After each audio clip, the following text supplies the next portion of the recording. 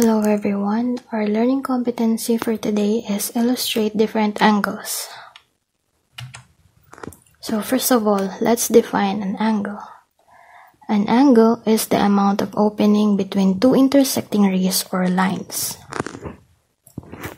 So in this illustration, we can see na yung buka sa pagitan ng ray 1 and ray 2 ang tinatawag nating angle. Tapos yung point of intersection ng dalawang rays ay tinatawag nating vertex. So, ano nga ulit pag sinabi nating ray? A ray is a type of line that goes to infinity on one side. So, yung other side niya ay yung endpoint niya. So, in this illustration, yung endpoint ng ray 1 and endpoint ng ray 2 ay nag-intersect. Tapos, yun na yung tinatawag nating vertex. Next, meron tayong types of angles. Meron tayong right angle, acute angle, at obtuse angle. Pag sinabi nating right angle, it is an angle formed by two intersecting lines or two rays that are perpendicular to each other.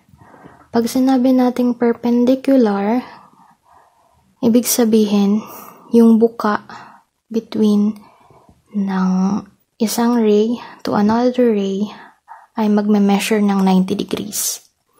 So, katulad dito sa illustration natin, masasabi natin na right angle siya pag meron siyang symbol na ganito.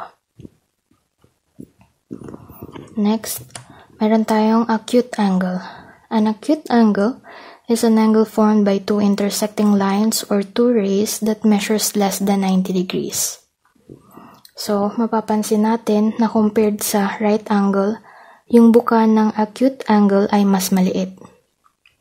So, tandaan nyo na lang, kapag sinabing acute, maliit. Then next, meron tayong obtuse angle. It is an angle formed by two intersecting lines or two rays that measures more than 90 degrees. Kung ikukumpara natin siya sa right angle tsaka sa acute angle, mapapansin natin na mas malaki yung buka ng obtuse angle. In summary, meron tayong tatlong types of angles: right angle, acute angle, at obtuse angle.